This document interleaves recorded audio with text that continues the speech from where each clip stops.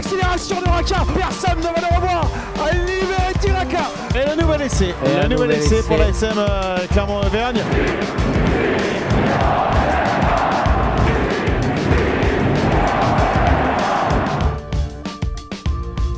Salut et bienvenue dans l'épisode 8 de Ici Montferrand, le podcast qui s'intéresse à l'actualité de l'ASM Clermont. Dans un instant, le débat du jour. L'ASM a-t-elle déjà assuré sa place en demi-finale du top 14 ? Et oui, on y va carrément. Pour en parler, Christophe Buron, Manu Caillot et Arnaud Clerc, journalistes au service des sports de la montagne. Messieurs, bonjour. Bonjour. Salut Martial. Bonjour. Et puis un invité, Thierry Fraisse, président de l'Interclub, qui réunit 14 clubs de supporters, si je ne dis pas de bêtises, 17, de l'ASM. 17. Je suis pas à la page alors. Ça change. Thierry, bienvenue, bonjour. Eh ben merci, bonjour à tous. Après le débat, nous découvrirons vos tops et vos flops et nous terminerons bien évidemment avec le quiz. Mais pour commencer, les 3 infos essentielles ou pas. La première, elle concerne Rémi Lamera, qui est sorti sur une civière lors du match face à Castres, touché à la tempe suite à un choc avec Rado. Le 3/4 centre de l'ASM a été gardé en observation. Il a fini par tweeter en remerciant tous ceux qui lui avaient envoyé des messages de sympathie. Il se dit content de la victoire et il termine en envoyant un gros bisou, je cite, à mon ami Rado, dont le geste n'avait rien d'intentionnel, écrit Rémi Lamera, qui est donc privé de sélection en équipe de France. Je crois que c'est Loïc Jacquet qui m'a dit à la sortie du match que Rado il boitait bas parce que le genou aussi a morflé. Donc non, je pense que c'est vraiment un acte involontaire. Ouais. Et d'ailleurs, Rado a tweeté lui. Il a tweeté aussi, comme quoi il regrette. Et Lamera a vraiment pris un KO parce qu'un joueur de l'ASM m'a confié hier qu'il était quand même pas très brillant dans le protocole commotion et qu'il avait répondu, au niveau des questions et tout, là ça faisait un peu curieux. Il a vraiment été secoué, notre ami Lamera. Ouais. Bon, il a quand même eu le temps de lever le pouce pour contre, signifier au public du Michelin que tout allait bien. bien. La deuxième info, elle concerne Paul Gédrasiac. Le deuxième ligne de l'ASM devrait prolonger son aventure avec le club clermontois. On parle de 2 années supplémentaires. Bonne ou mauvaise idée ? Très bonne idée, oui. Ah oui, effectivement, bonne idée. Nouvelle pour lui, pour le club. Je pense que c'est quelqu'un de fidèle qui, en plus, avait quand même... vraiment une envie, il nous l'a dit, on l'a dit dans le journal et sur le site, qu'il avait vraiment envie de rester, que bon, après ça se jouait à une virgule près sur le contrat, machin, c'était des détails. Et comme il y avait la même volonté du côté du club de le garder... Ça devrait se faire incessamment sous peu. Oui, je crois savoir que ça sera d'ici la fin de la semaine. Oui. C'est une bonne chose pour le club. Puis il a peut-être un coup à jouer aussi, parce que quand on voit le repositionnement d'Ituria en 3e ligne... Oui, tout à fait, voilà. Peut-être, Et puis c'est un guerrier, tu l'as dit, c'est quelqu'un de fidèle.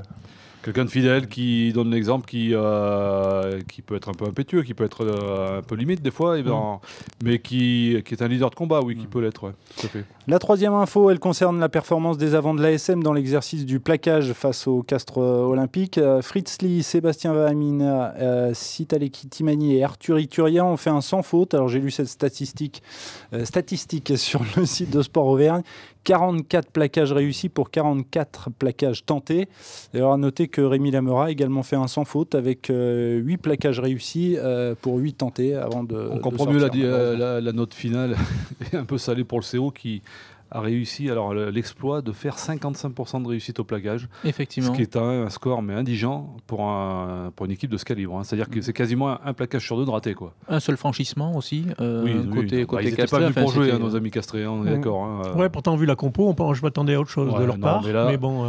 Ils ont voulu embrouiller tout dès le début, empêcher Clermont de jouer, et ils étaient venus que pour ça. Et puis, mais là, ils sont tombés sur un énorme os. Et puis on a vu qu'on avait l'envie, quoi.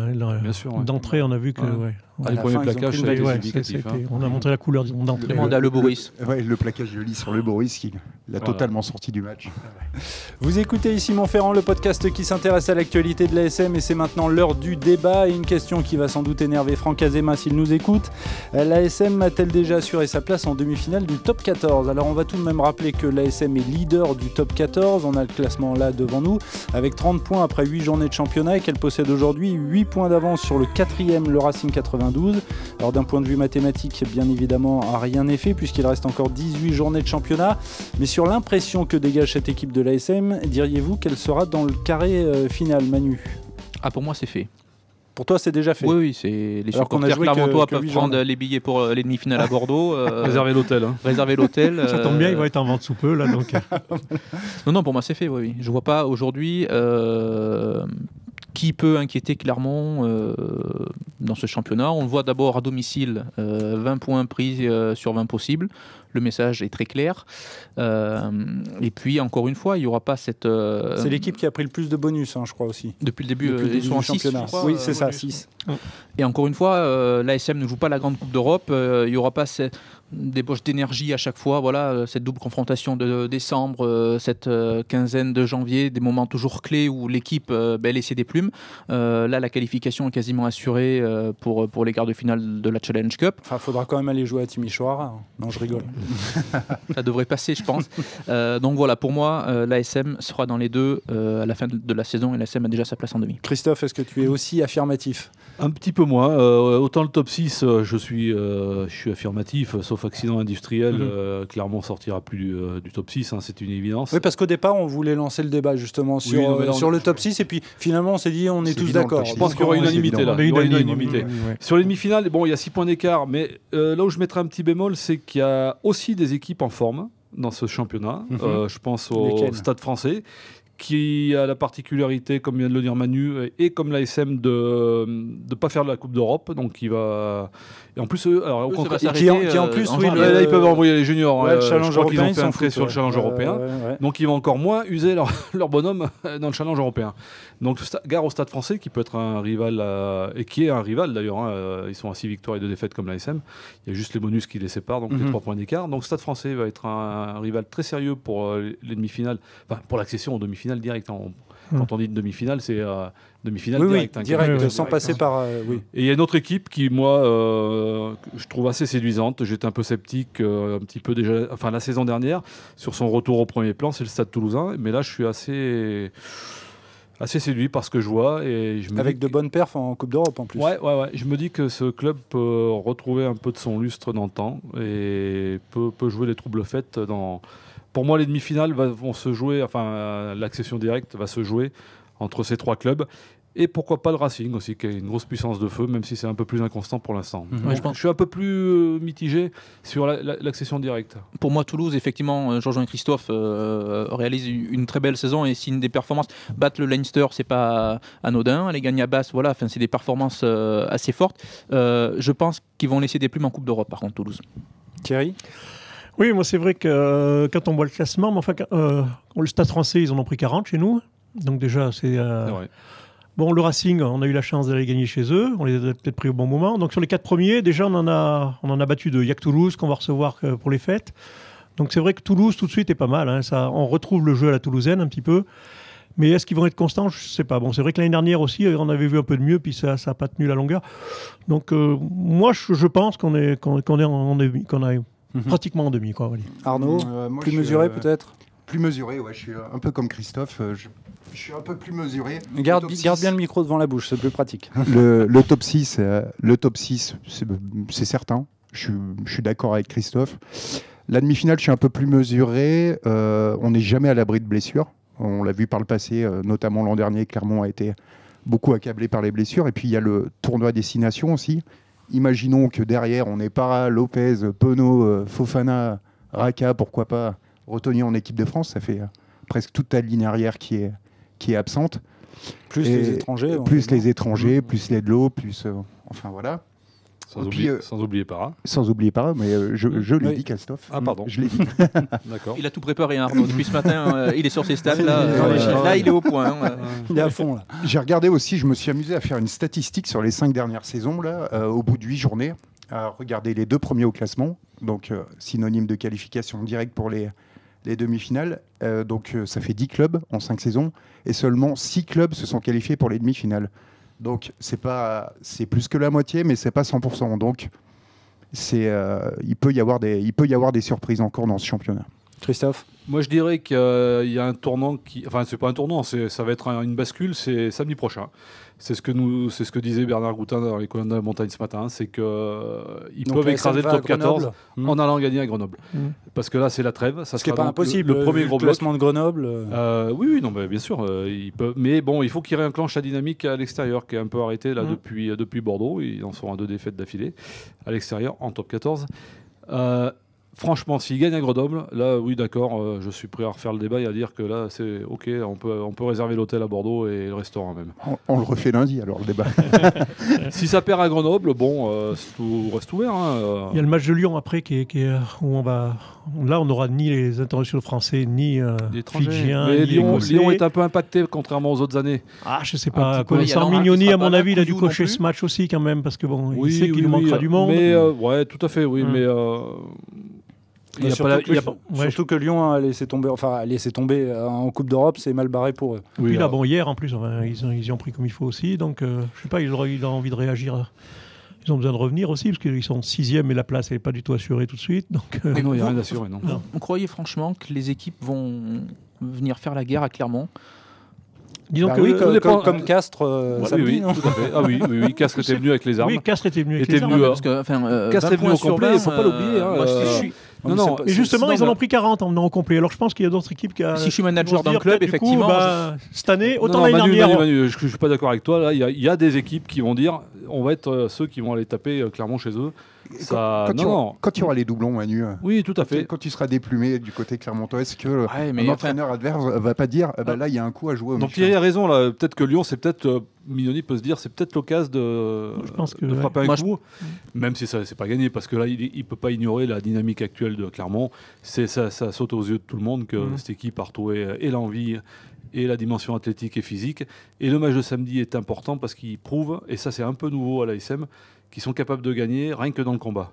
Ce qui n'était pas évident tout le temps les dernières années.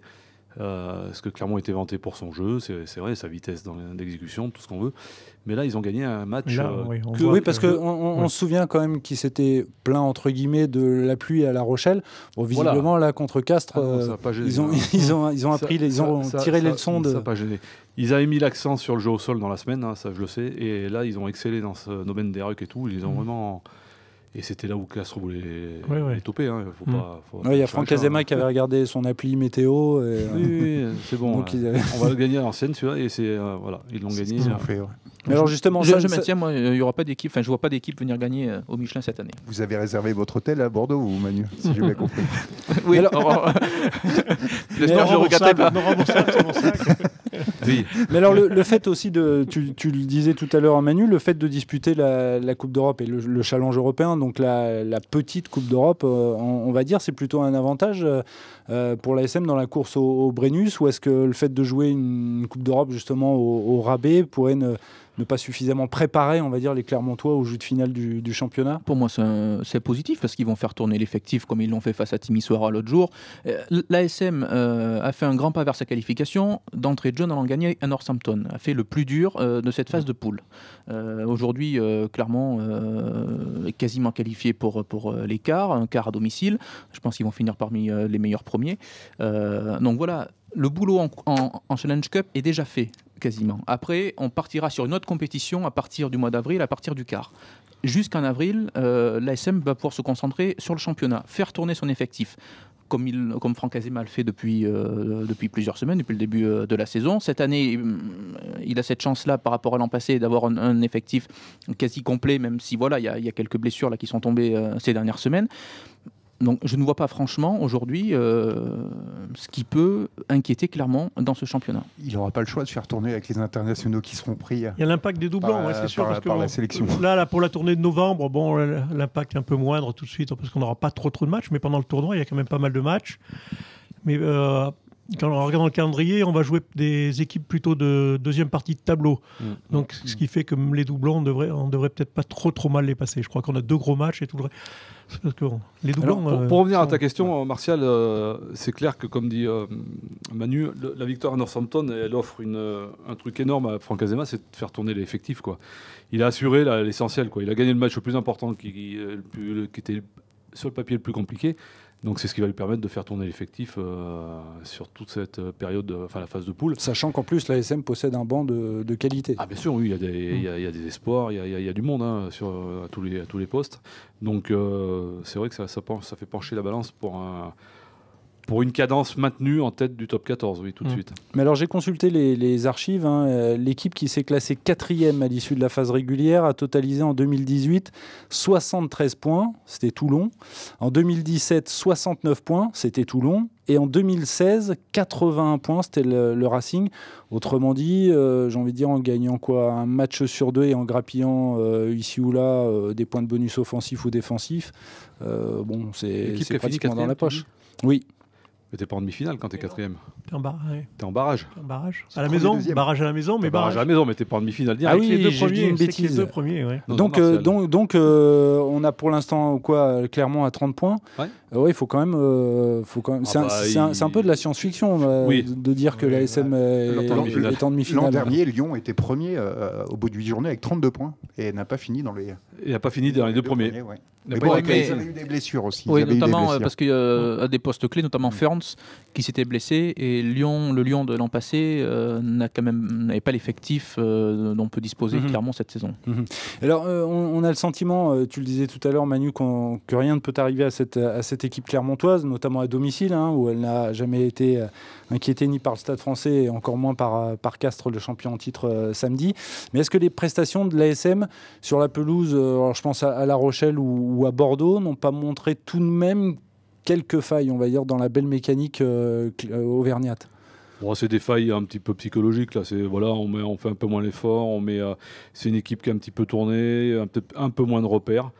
Mais il y a quand même 2 points d'arracher à chaque fois, enfin un point de bonus. À La Rochelle, ça aurait même pu s'ouvrir un peu plus. Je pense que sur les 2 matchs, même s'ils avaient joué un peu plus à leur niveau, ils n'ont pas joué tout à fait à leur niveau. Ils auraient pu ramener quelque chose. Après, ils vont pas gagner. Bonus tous les matchs de la saison. Bordeaux, ils ont été battus dans l'agressivité aussi. Oui, voilà. C'est ce que je dis. C'est pas la même envie que. C'est une petite envie un peu moins forte sur ces matchs-là. On décompresse. On vient de gagner au Racing et à Pau. Mais ça prouve justement que l'effectif suffit pas comme ça, il faut avoir l'envie aussi. La Rochelle, ça aurait pu tourner 14, en faveur de Clermont. Donc ça veut dire qu'il y a aussi un travail du staff à maintenir justement la pression, on va dire, mentale sur le groupe. Tout à fait. Cette pression elle va être maintenue. Essentiellement à domicile, et puis face à certaines équipes qu'ils avaient un peu cochées là. Oui, parce qu'il y a de la revanche. Oui, on les sent à chaque fois dans les points presse. Quand on entend Morgan Parra, quand on entend Judicaël Cancorier. Morgan Parra, il l'avait annoncé dans l'interview de début de saison, avant le coup d'envoi du top 14. Il dit on n'oublie pas ce qu'on a fait, on n'oublie pas ce que certains nous ont fait, et certains adversaires. Je pense qu'une équipe francilienne qui joue en ciel et blanc, qui va être attendue aussi. Le Stade français, c'est ça, non? Qui commence par Rai, qui finit par Signe. Voilà. L'ASM va porter une première réponse lors des matchs allés, lors de la 2e journée, on va s'imposer là-bas. Je pense qu'ils voudront finir le travail ici au Michelin.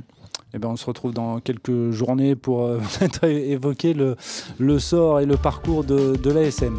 Vous écoutez ici Montferrand, le podcast qui s'intéresse à l'actualité de l'ASM Clermont. Dans quelques minutes, le quiz. Vous allez tenter de deviner le nom d'anciens joueurs de l'ASM. Mais tout de suite, c'est l'heure des tops et des flops. On commence avec les tops. Christophe. Mon top, c'est Antoine Dupont, ce qui est une sorte de phénomène demi-mêlée qui, première titularisation après plus de 6 mois d'absence, et qui il a battu tous les records. Sur ce match-là, alors bon, c'était Perpignan, c'était à Aimé Giral certes, mais en termes de course avec le ballon, de mètres parcourus, en termes de franchissement, en termes de plaquage et tout, il a rendu une copie. Presque fait un sans faute, quoi. Ah mais oui, c'est même plus qu'une sans faute. Et puis alors, il est passé à l'ouverture après en deuxième mi-temps. En plus, il est passé à l'ouverture et puis sur le gâteau, il met 3 essais.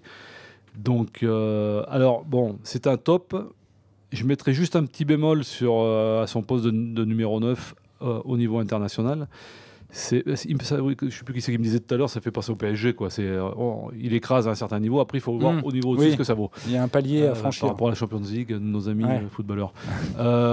Qu'est-ce que vaudra Dupont dans cette tournée? Ça va être intéressant de le voir à l'œuvre. Mais là, au niveau du top 14, c'est vrai qu'il a vraiment un temps d'avance tout de suite, là, malgré sa blessure et ses 6 mois sans jouer. Ouais.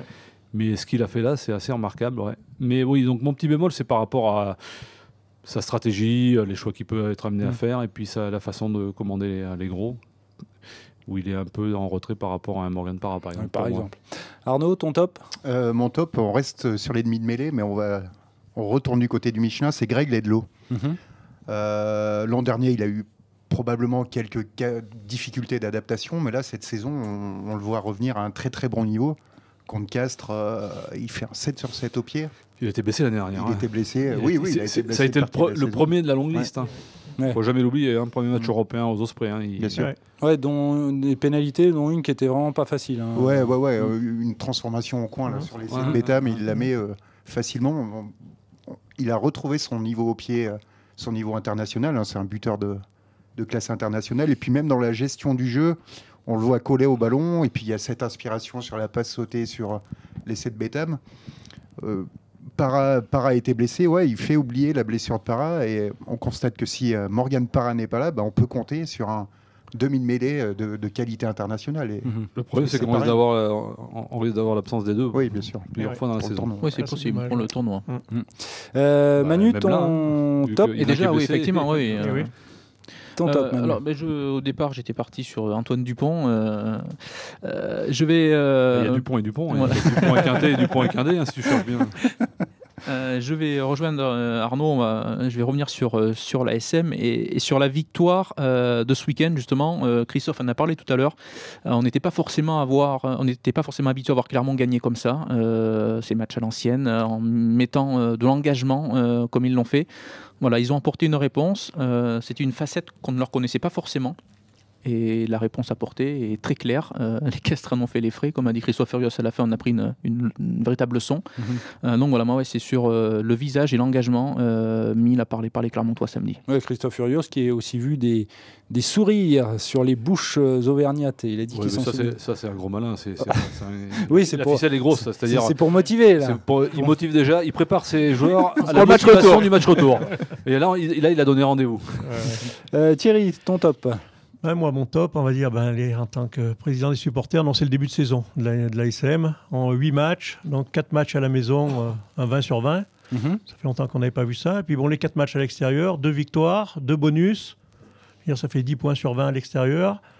C'est un bon début de saison. Et puis après ce qu'on a vécu l'année dernière, ça peut que nous faire du bien, à nous, supporters, aux joueurs. Et à tout le monde, je crois. Le président est content. Oui, le président est content, heureusement. Christophe, ton flop.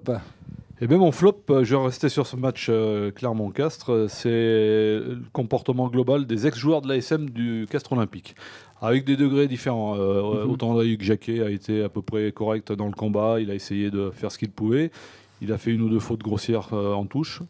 Par contre, alors nos amis Camille Gérondeau et le pauvre Scott Speeding, qui vraiment n'a rien eu à se mettre sous la dent, si ce n'est de faire un en avant sous ses poteaux. C'est retour à la maison, leur ex-maison, ils n'ont pas été à la noce, nos amis, et Camille Gérondeau a compris quand Concorrier lui est tombé sur le rable à la fin, qu'il l'a propulsé en touche, que c'était pas tout à fait la même équipe et le même Concorrier que la saison dernière. Ton flop, Arnaud? Moi, c'est le RC Toulon. Un peu comme mon collègue Valérie. D'habitude, c'est Valérie, c'est réservé à Valérie, ça. On l'embrasse, il est en Irlande actuellement. Non, le RC Toulon, encore une défaite ce week-end contre face à La Rochelle. Ça ne s'arrange pas. Place de barragiste pour Toulon. On n'a pas l'habitude de voir un RCT à ce niveau-là. J'ai l'impression que la greffe ne prend pas avec Colazo. Le discours ne doit pas passer. Pourtant, Boudjelal continue de le défendre. Boudjelal continue de le défendre, mais il a un discours un peu curieux et puis une politique du club un peu curieuse. On prend des stars à l'arrière. Sur les avants, on n'est plus dominateur. Comme on pouvait l'être lors des précédentes saisons. Donc on peut aligner les flèches derrière. Si on n'a pas de ballon, ça sert à rien. Le rugby commence devant. C'est là qu'on voit qu'à Toulon, on voit qui c'est qui fait le recrutement. C'est peut-être pas l'entraîneur. Mais tant qu'ils ne comprendront pas effectivement que devant, ils cabossent plus personne et qu'ils font peur à personne maintenant.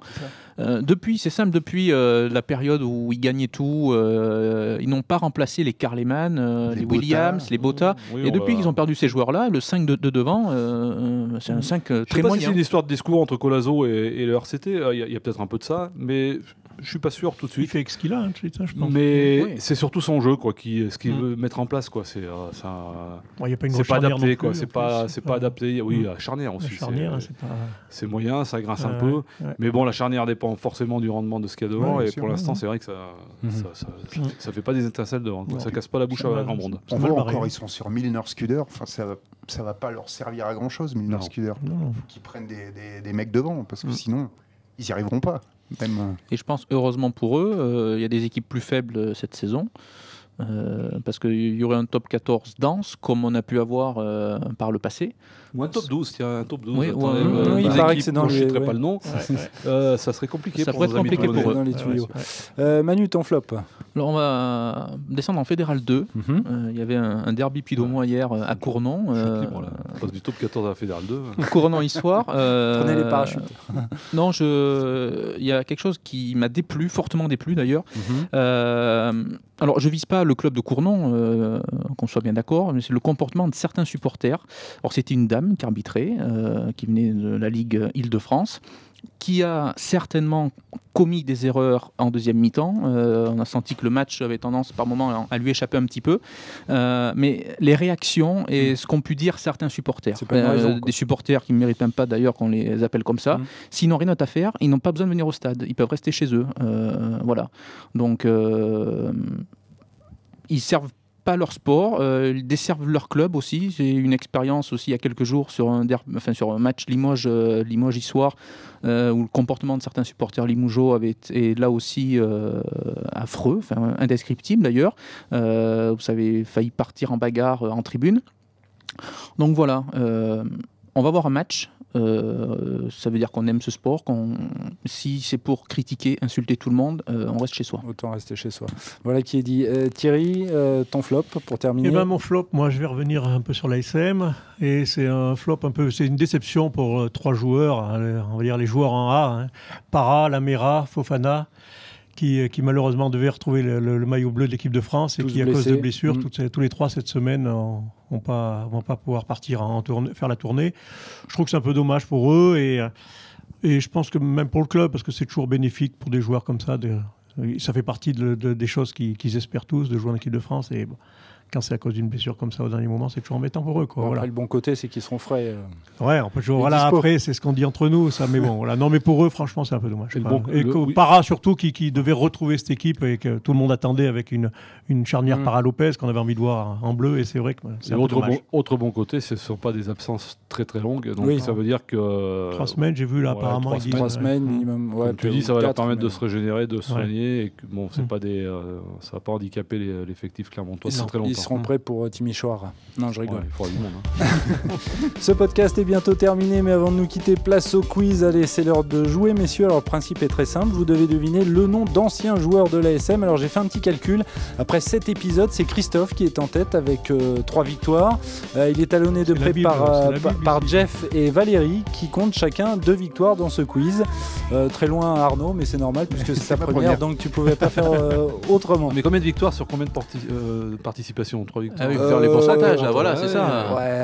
Ah non, Monsieur Nunez, il est là à chaque fois, Jean-François, donc avec 3 facile. victoires, est-ce que Christophe Buron est qualifié pour les demi-finales? Non, c'est vrai que je crois que Christophe a 3 victoires en 3 participations, c'est vrai. Ah, voilà. On va voir s'il continue. Donc, un joueur à deviner. Vous êtes prêts? Je suis né le 15 mai 1985. J'évolue au poste de 3e ligne. J'ai rejoint l'ASM en 2007. L'ASM où j'ai joué 2 saisons avant de rejoindre le Biarritz Olympique. J'ai ensuite été champion de France de Pro D2 avec le FC Grenoble en 2012. Fabien Alexandre. Je suis Fabien Alexandre et Christophe t'a coiffé au poteau, Thierry. 1 point donc pour Christophe. 2e nom à deviner. Je vais essayer de le retrouver parce que là j'ai juste les initiales, je ne me rappelle plus. Je suis né le... voilà, je dirais c'est ça. Ça y est, je l'ai, je crois. Je suis né le 26 novembre 1977. J'évolue au poste de pilier gauche. J'ai porté le maillot de l'ASM une première fois de 1999 à 2001, puis de 2009 à 2012. Entre-temps, j'ai joué à La Rochelle, à la section paloise, puis à Sale. Je compte 8 sélections en équipe de France, avec qui j'ai disputé 2 tournois de destination.